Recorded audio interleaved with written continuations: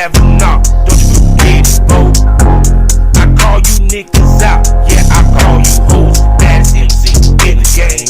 Y'all gonna know the name. Y'all gonna remember the name. I'm gonna tear that ass out the frame. Fuck shame. You boys can't even back the day. What, man?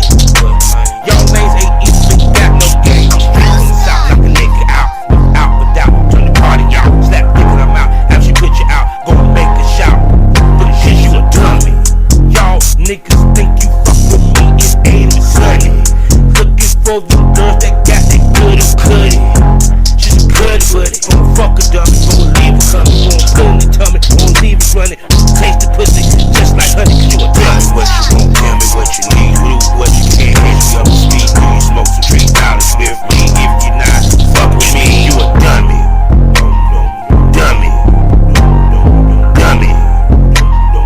Dummy. Dummy. You cut out there. I'm sorry. No, okay, we start recording. I said, how the new year been treating you, my man? Can't complain too much so far. Same here. A lot of adjustments. Like I said, the year been going a little rough to start off, but my mom always said, rough beginnings make for great endings. So, I like that. yeah, most definitely.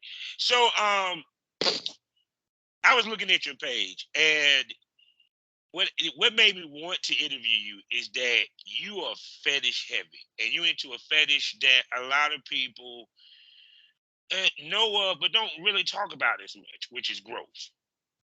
You know, Definitely. you know what I'm saying? From because I know back when I came into business, you had the BBWs used to do the weight gain, the feeder, and all that stuff, or what have you. You take it to a whole nother level though. I do my best. No doubt. So tell everybody before we introduce you, I do my particulars. What is your fetish, and what is your fetish, and explain your fetish to everybody. Like for me personally, or what I produce. What you produce. Oh, okay, yeah. It's transformation fantasy, like physical transformation. So it's the concept of a attractive, regular sized woman being transformed or changed in some way through some fantastic plot device. Like, it might be a curse or science or aliens or the sky's the limit. But basically they might get like huge muscles, or like it can be like a full fat suit thing, or just extremely large breasts. I've done body paint with like to do like a cat woman and that kind of thing. So anything related to transformation. So basically, it's not just they like. For example, she might have no tits in your video. She'll end up someone cursing, and she grows like Z's, to triple Z's. It's not just that. Like she might become a cat, she might become a dog, she might become. So it's transformation. You know what I'm saying? Kind of like a werewolf per se. Yeah, sort of.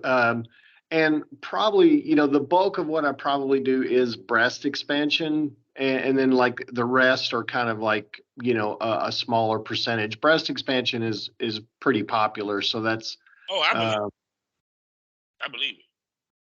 Because think about it. Because you have girls that go get breast augmentations. They go get bigger breasts. They get bigger butt. So you basically took that and just basically made a genre onto yourself off of it. yeah. But to be fair though, I want to say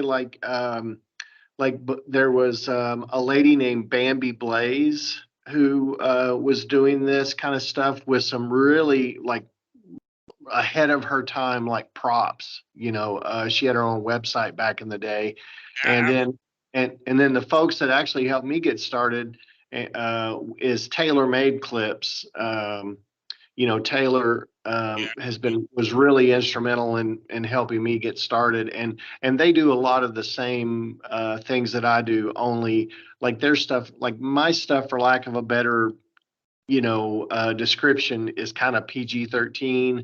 Like I don't do nudity or like softcore. Tailor Made Clips she does, a little more risque, but yeah, I mean, I just want to give credit where credit's due.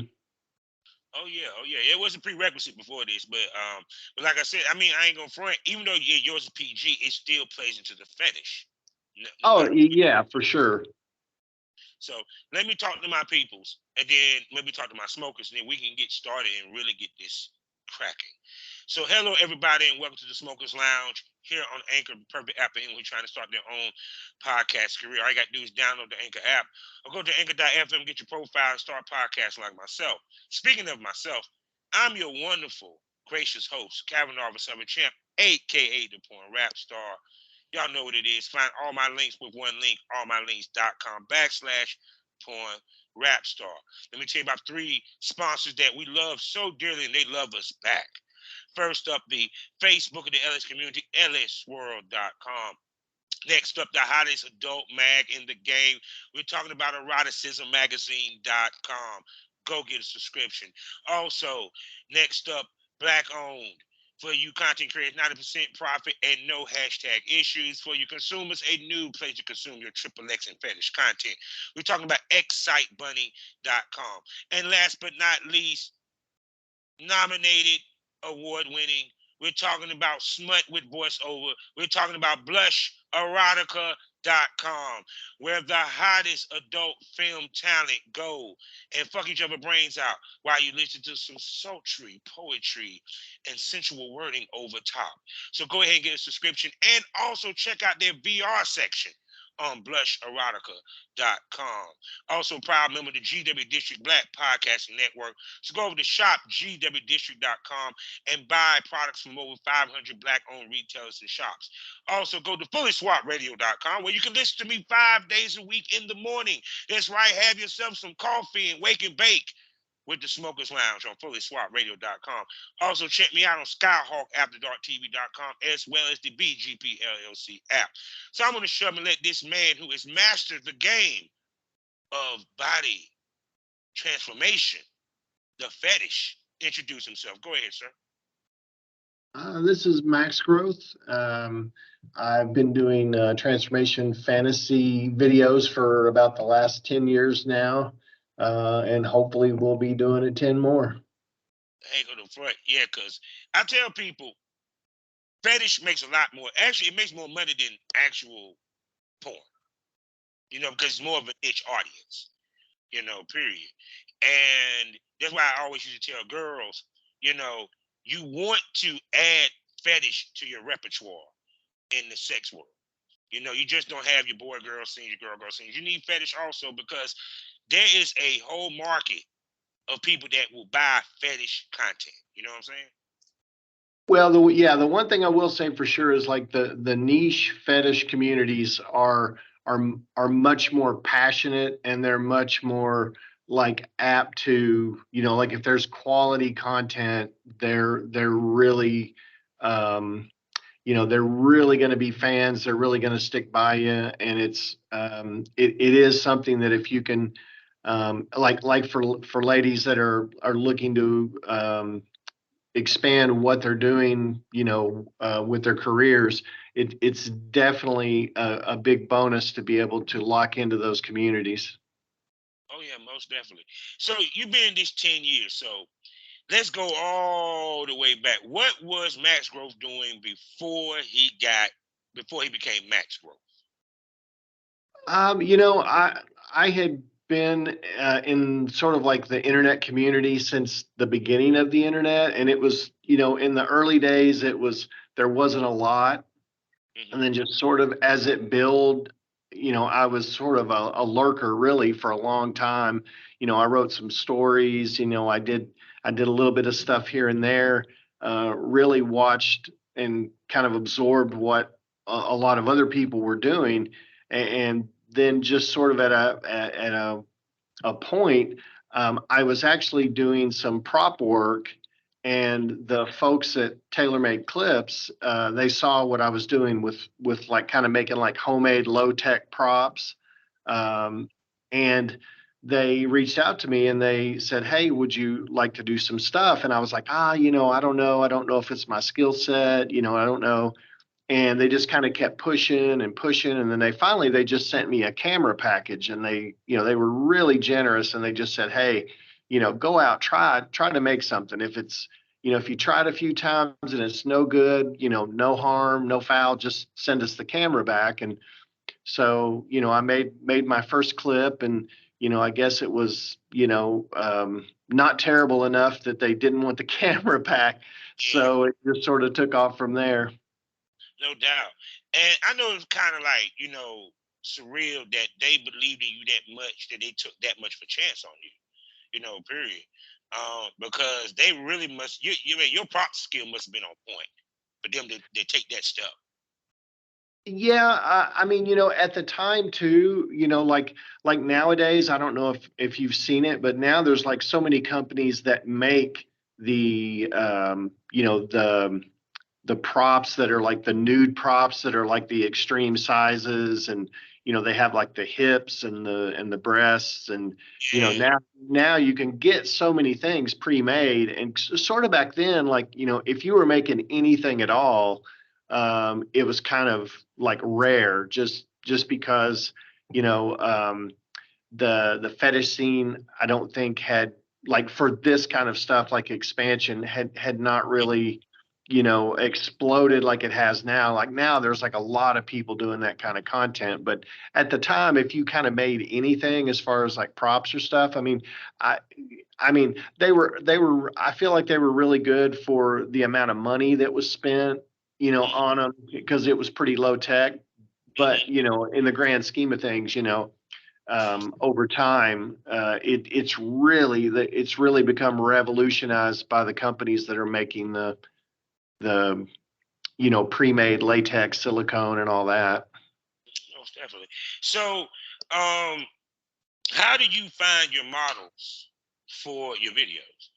Because like I said, it's a difference between well, one, I'm pretty sure more models will be open to do what you're doing because they really ain't got to show anything. Because like you said, yours is PG versus Taylor's, hers is more shows, a little bit of nudity or what have you.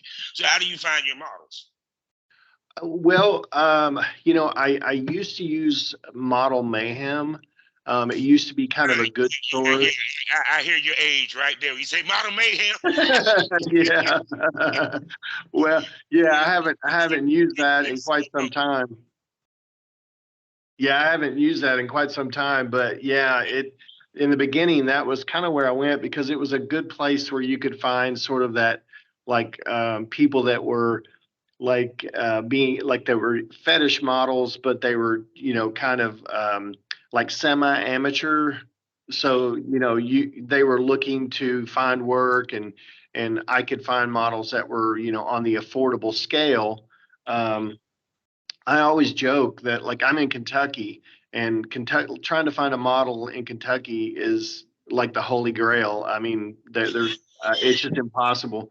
But like, I don't know what there is in the water in Ohio, but I have probably 70% of my models have come from out of Ohio. I joke about it, but yeah, Model Mayhem was a good deal for about 5 years, and then um, nowadays it's kind of like it's Twitter. But kind of like it's been really weird since COVID, though, because, like, it was already sort of leaning in that direction. But of course, with excuse me, with COVID, we had all the restrictions and the lockdown, and like a year and a half, 2 years of that. And so all of the, like, fetish models, and especially the, like, the semi professionals that and amateurs, like, suddenly they had to figure out a way, like, well, I can't go work for this producer, and I can't travel, I can't, do this and that.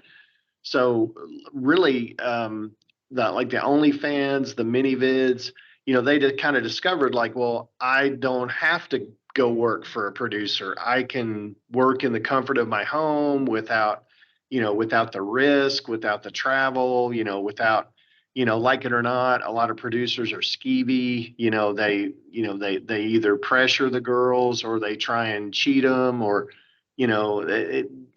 it's just unfortunately, I mean, it is what it is. I mean, there's a percentage of guys out there that are always looking to take advantage. So, if you can work in the comfort of your home with less risk and everything, it's sort of hurt, like, I think small producers like me who, are trying to reach out and find models, because if they don't have to work with you, it, if I was a model, I would probably be taking the same approach. So I'm certainly not throwing stones.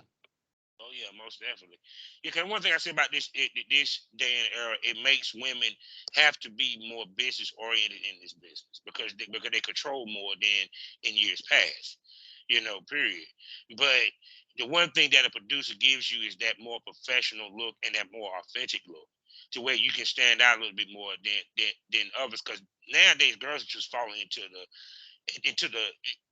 how can I put, they fall into the herd, not necessarily standing out as much. Yeah, and like with the advent of OnlyFans and like the COVID isolation, it's also created a ton of competition for girls amongst each other. It's really hard to stand out, because so many people are doing it. Hmm. Yeah, most definitely. So, what made you decide to be more PG? Because a lot of people would go the route of showing some nudity, but you make it a point not to. So, what made you go the PG route? Really, it was just intrinsically what I was most comfortable with to begin with. Um, you know, Also, there's a functionality to it as well, because like when you're making like the kind of props that I was making, they're not like really props that if you were trying to show them nude, they would look realistic. Like under clothes and under fabric, and you can stretch them and mush them, and you can do things that you need to with clothes that you can't do if you're trying to pull that off nude. So it was they went hand in hand. It was functionality, and it was also just what I was more comfortable with. I'm married too, so I know it's like a small thing, but working with nudity is not like, I'm not like super like excited about it. I mean, and to be honest with you, you really didn't need to because, like you said, everything is based around props. Period. So, with that being said, how did the models react when you explain what the shoot is and what y'all necessarily doing? Cause I know a lot of them is probably like, huh, what?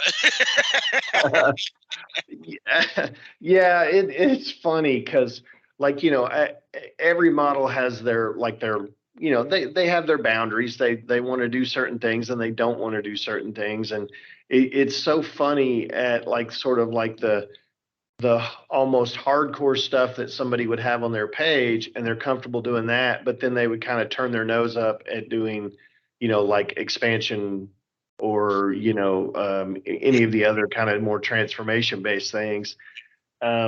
It's I find that a lot of the models, they have a lot of fun with it. They enjoy doing it.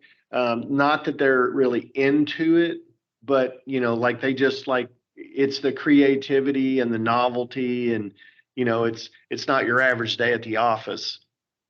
Yeah, because I mean, because one is also a trip away from the norm. Because for a lot of these girls, they used to showing skin, showing tits, and sucking dick and fucking, and they get the opportunity to do something that's outside of their wheelhouse, which I would think they would embrace and would consider being fun. You know what I'm saying? Yeah, I mean, there are definitely some that are like that, but a lot of the like the professional fetish models, and when I say this, it's not a critique, because it's the way they have to be in some ways, because like I said, they're so used to being hassled, and Yeah. that goes back to the business part of what you're talking about.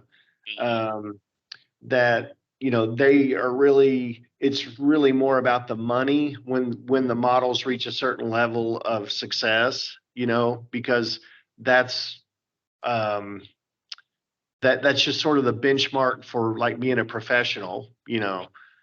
um So, but a lot of the amateur girls, yeah, they are more because they're looking to kind of a lot of times they don't even know like what they want to do, with modeling. So they like to do as many things as possible to sort of figure out like what they like to do and what they don't like to do. Yeah, because because it's funny because I know they probably thought that you be joking when you hit them up.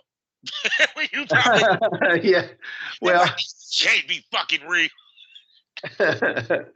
yeah, you get some of that. I mean, I have had a few, but really I don't get too many like that in response. Usually they'll start like with just like questions like, well, what's this about? Or how does this work? Or how are we going to do this? Like they're trying to figure out the mechanics of it. Like if I'm going to come do this, what's like Because this is a fetish that doesn't get publicized a lot or talked about or pushed.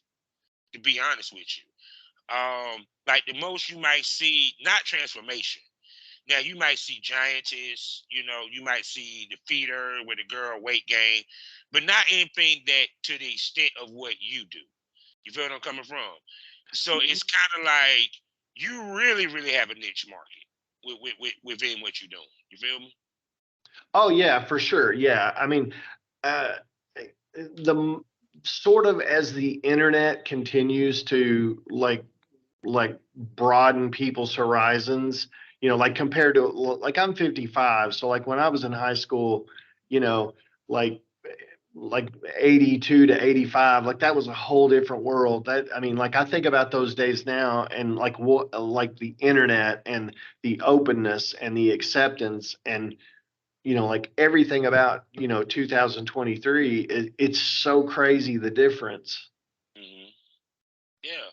Because see, that's why I was telling people there's so many fashions out there that people don't even know about that makes good money, and a lot of people don't know about it, what have you. Why do you think that this goes underneath the radar? um i I don't know. I mean, I think fetish in some ways is still considered like it's still labeled under porn, like even though what I do is I don't think of it as like porn. I personally think of it as more like erotica, along those lines. But it all of it, no matter what it is, like even if it's something like really tame, like tickling or something like that, it's all sort of cast under the same dark shadow, and it's like, oh, that's porn, and that's so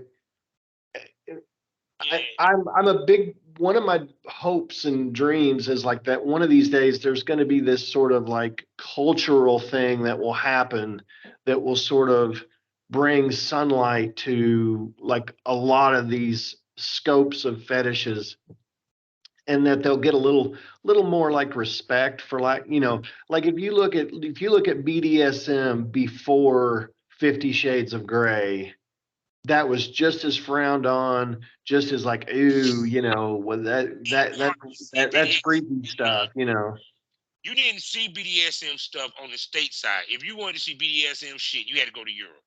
You had to import stuff from Germany, from England. You know what I'm saying? And then Yeah. when it's great, now everybody in the United States want to get chained up and spanked. Yeah.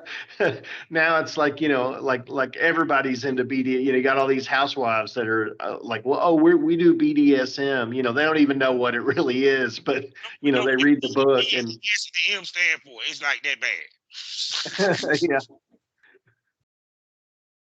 Yeah, because even to the point, like for example, like one of the other fashions, like my wife, she wants to try furries. People didn't know about furries. I didn't know about that shit until I just so happened to watch CSI one day that had a case dealing with it. And me and my wife looked into it. And that's what I mean. Yeah. It's like, go ahead. Oh no, yeah. And that's the unfortunate thing about media is like a show like CSI, they did a lot of stuff with fetishes, and they always went out of their way to find like the lowest common Denominator. denominator, like the lowest hanging fruit that had fallen off and hit the ground. They never looked at anything with any real like scope or purpose or with any balance. It was just, oh, look at this weird like ugly thing. It didn't matter what it was. They always kind of vilified it. I remember that furries episode. Yeah, that was one of my favorite ones because it was like dude got shot because they thought he was an actual animal for real. Right. Yeah. I said, damn. But yeah, but see that what I mean? It's kind of like if people kink shame. They want to be kink, but then they kink shames the kinks. Period. Because there's people that's into the transformation, they're into what you're doing and what have you. And plus, also, you actually do some storytelling with this. So, how do you come up with the storylines for your videos? You try to be as creative as possible. I mean, you have a really short amount of time to execute a story from beginning to end. You try to not be repetitive.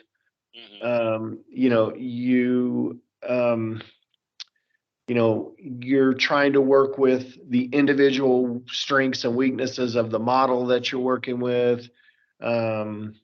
But really, I just try and figure out like what's not been done. Like, how can I think of something that's going to be, a twist on something that's already there? It's just the struggle to always make something as fresh as possible. Yeah. So it's like, now I'm gonna ask you this: the models that you pick models that are smaller because it is body transformation, especially for the ones where like, let's say she get cursed to get bigger tits and become fatter. Do you pick the girls? You pick smaller girls, or do you pick BBWs? How do when you think of body size and the transformations that that you're trying to represent? How do you pick the models? And do you look for their size? Do it have to be a certain size? I mean, what the qualifications? On certain props that I have now, there is a limitation on size because I have some big leg props, and a few others that the girl really needs to be like average, thin. Maybe they can be thick, and they need to be like 5'5" to 5'9", because that's just the some of the props that I have technically should be made for like just like one person. Like, you've got an actress or a model, and you should in theory make it for just their size, their height, their weight. But because I have to reuse it, I can't afford to make a prop just for, if I work with a model one time and I've made a prop, then I'm out of business almost. But other than that, I have worked with some bigger girls, and some really tiny girls, because it's a kind of a function of necessity. Being in Kentucky, I can't always be like super picky about like size or height or that kind of thing. I just try and work like, if somebody is tiny or they are a little bigger, I just try and work with the props that don't require that specificity. Most definitely. So how long does it take for you to make your props? And and what's the process you go to creating it can take me anywhere from 30 minutes to 90 minutes to make the kind of like the basic props that I work with. Especially like the butt, the boobs, the belly, that kind of thing. Now, as I got more advanced and I was making more clips, I actually started working with a costume. Black Wall Street is now online, baby. That's right. Visit the GW District. Shop the very best in men's and women's apparel and accessories, home decor, office supplies, books, pantry items, and so much more. The GW District is a retail marketplace of Black-owned products and media. We're both veteran and Black-owned, and we're bringing you the best online shopping experience with products made by small businesses. Come and experience the GW District difference today at shopgwdistrict.com. That's shopgwdistrict.com. The GW District, a retail marketplace of black-owned products and media. That's right. That's right.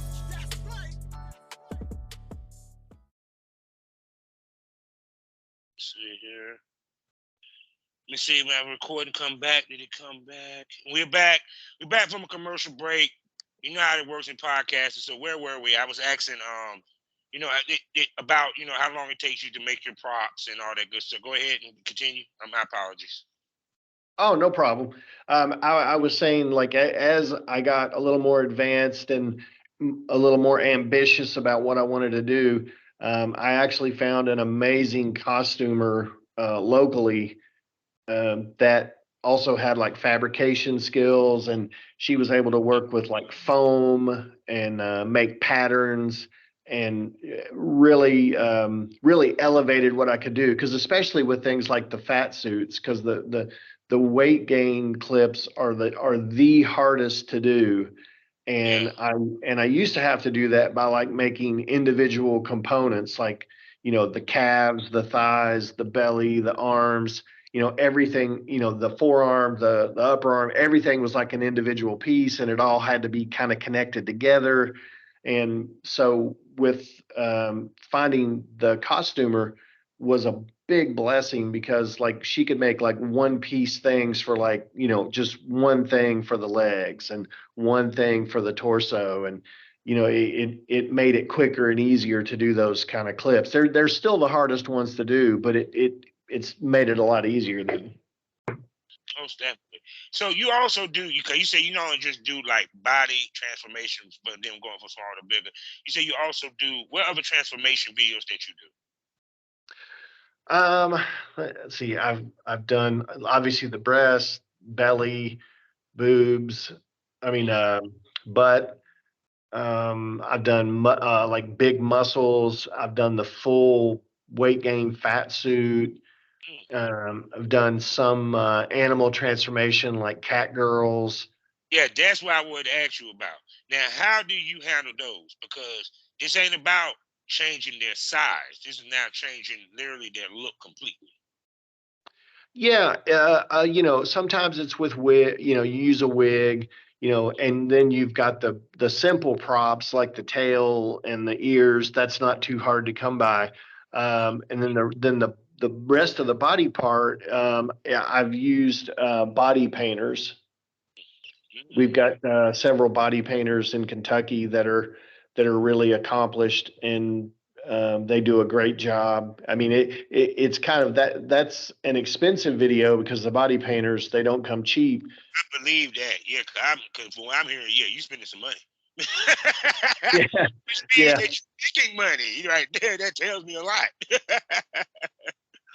Yeah, because now you playing into the primal fetish, puppy, you know what I'm saying, animal fetish, and stuff like that, because you actually touching the gambit on different fetishes. You feel what I'm saying? Period. And did you ever think about that? Because people don't realize primal fetish has been coming on lately with females. Because I did a video where a girl was a cat, and she gave me head, and then I came in a bowl and she licked it. You know what I'm saying? I saw one where a girl was pretending to be a cat, and she was, licking a bowl of milk or what have you. So did you ever think about how many fetishes that you're touching without even touching porn? yeah. There is so much connectivity. Like people don't even. I don't know if how many, even people in communities, I don't know if they realize how much their interests and passions like align somehow, even if it's just philosophically, with like other fetishes. Like there is a lot of power play um, at work in these fantasies, like in the blueberry fetish, the blueberry expansion.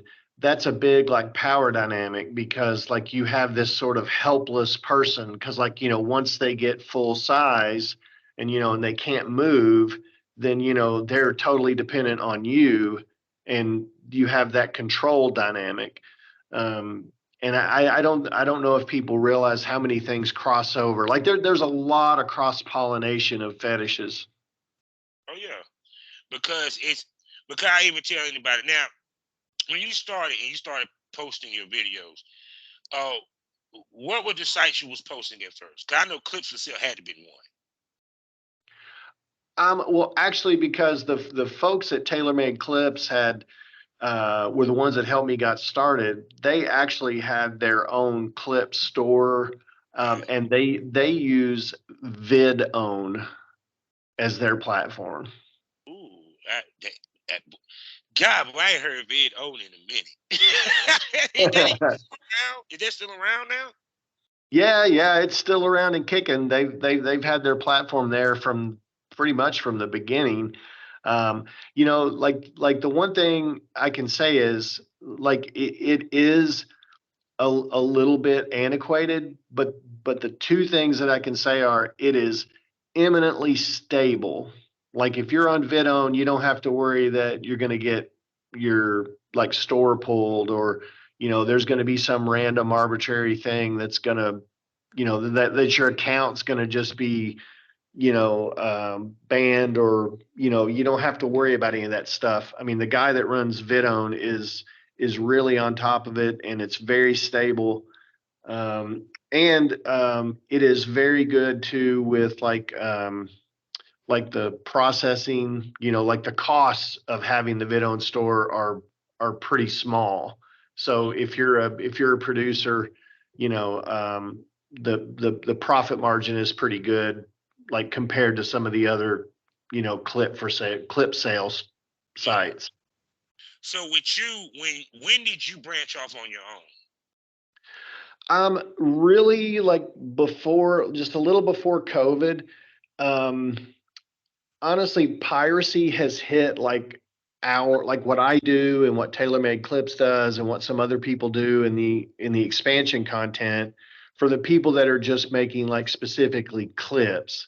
Like not necessarily the folks like a gal that has an OnlyFans and she does some expansion stuff, but the folks like me that are making clips, piracy has really hit us hard. I mean, it is the economy of scale is not what it used to be, because used to be I could make 3 clips a month. There was really no question about whether was any of it going to make any money, was it going to return a profit, and really now, like, piracy and just the increased cost of what it takes to make a clip now, you have kind of like two factors that are attacking you from two different fronts. It's just a different landscape now. Yeah, because it's funny because people would think that your type videos will not get pirated, but anything that is fetish, porn, or what have you, is get pirated the same rate, period.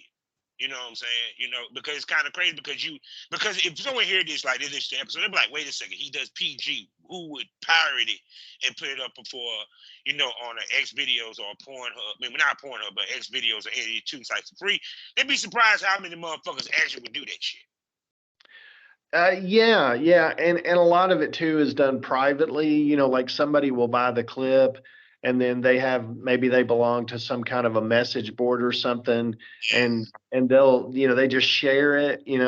It can be very frustrating because the burden is on you as the producer. Like if it shows up, first of all, you have to hope that it shows up somewhere that you can file a request for it to be taken down. Yeah. So you got to hope that's the case to begin with, because like some of these places are like based out of like Romania or Eastern Europe, and there's nothing you can do. It's just if it's on a site from there, it just it's there. All you can do is bitch about it, which I do frequently. If you ask anybody that knows me, I'm piracy really chaps my ass. Now, on the other hand, like with me, I want to say thank you to many of you bootleggers and you pirates, because y'all helped me find scenes that I have lost because of, everybody done went through this where you had a hard drive that crashed, computer that gets smashed, and you lose shit. And I ended up finding shit that I lost thanks to them, but that don't make it better. Yeah. Well, that's just the, what do you call it? The silver lining. Yeah, that's the only silver lining that's with it. That's it. That you might find something that you like, damn, I did lose that scene, didn't I? Oh my God. So now I'm asking you this. How much is your base into your base, your fan base, international versus stateside? Is what now? I'm sorry, you cut out. No, I said how much of your base is international or at versus stateside? I'm not sure what you mean by that. I apologize. No, like for example, we were talking about BDSM. A lot of times when people did BDSM before, there was BDSM footage and people that were doing it stateside, but it appealed to a more of the European and overseas than the United States. And eventually, the United States caught on. You get what I'm coming from? Oh, So I got you. you get what I'm coming from. So I'm pretty sure before it was more on a overseas thing, and it might have caught on in the States. So that's why I asked. Right now in 2023, is it an equal state international or still heavy international with stateside clientele coming? I, as far as people that purchase the clips, it's really all over the world. I mean, from the Arab parts of the world to, a lot of Europe. Definitely, I get more sales from the United States.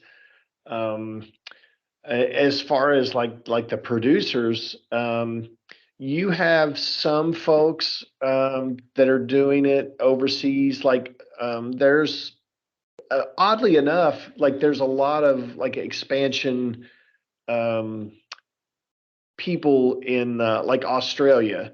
Like there's multiple models from Australia that have like Twitter and Discord and stuff, and they produce like breast expansion content. Um, but I think as far as like for producers, I think America is still the big heavy hitter.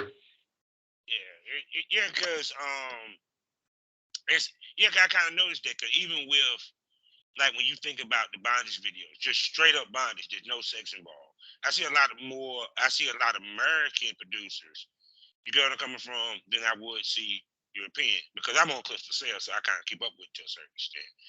And did it surprise you how much there's more producers when it comes to the American side when it comes to this? Yeah, I mean, I can't say that I was ever doing like a lot of market research on that end. I kind of always feel like, at least as far as like what I was seeing as the internet was evolving, it always kind of seemed like there was more expansion content being produced in the States.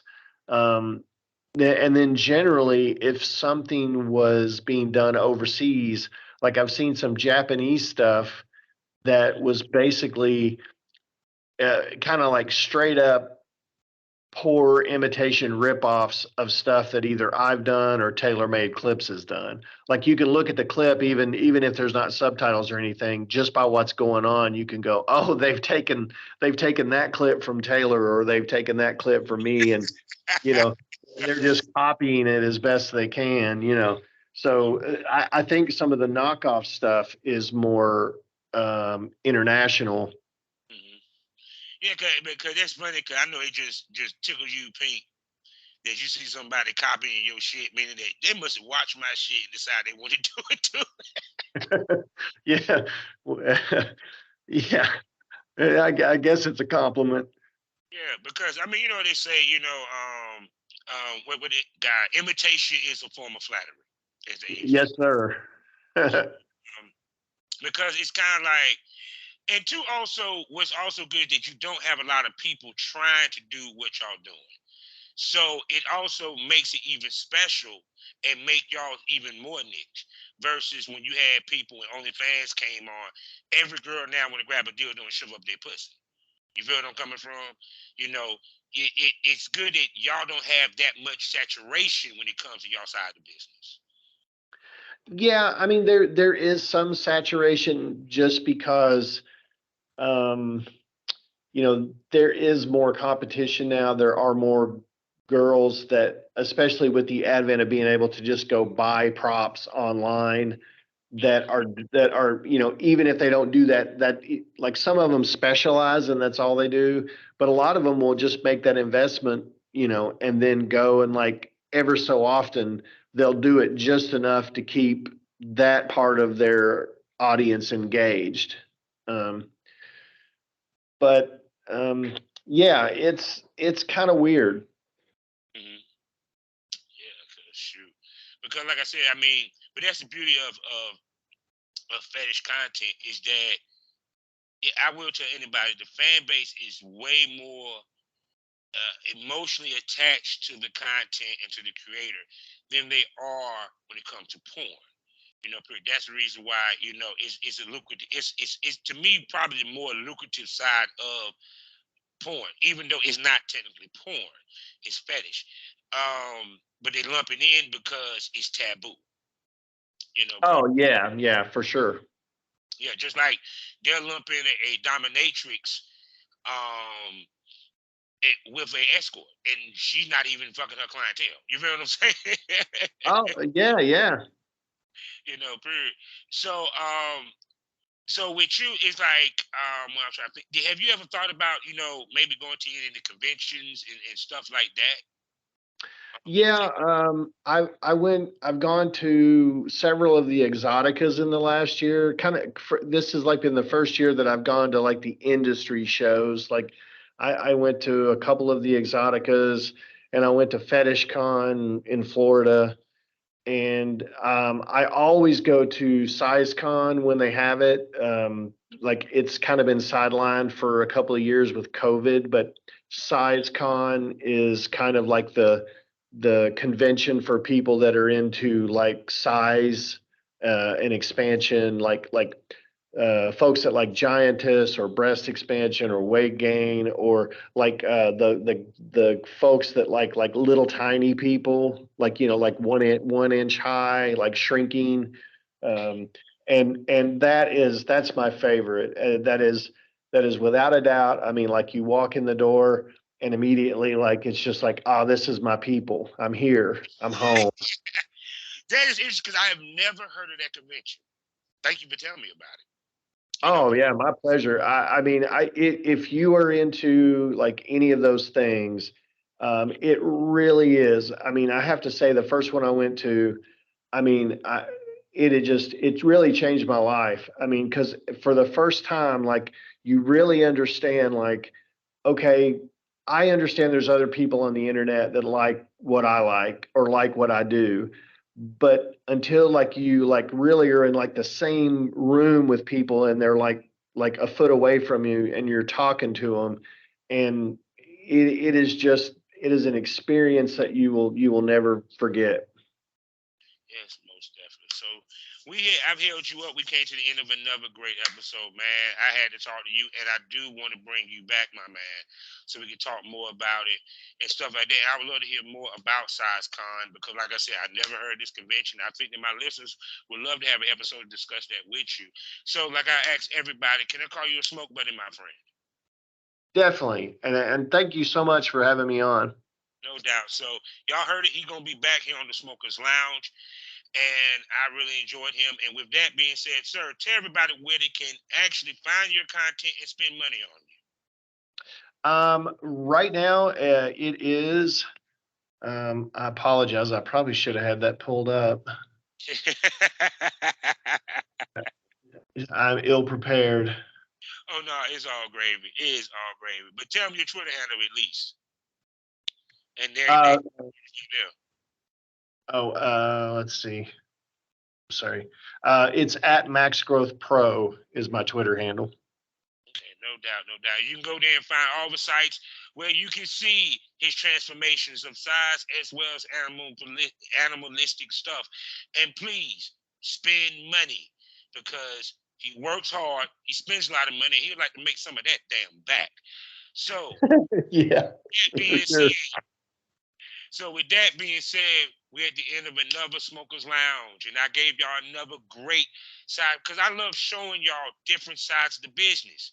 Not everything is about fucking and sucking, ladies and gentlemen. There's sides of the business that don't even involve that makes plenty of money. So people can understand this. Our business is very, very expanded. You feel me? Just like the way the girls expand on his video. So with that said, you know, we end these things all day, every day, people. Life is a learning experience. What's the point of the experience? If you haven't learned anything, smoke this over. Say goodbye to everyone, Max. Hey, everybody, have a great evening.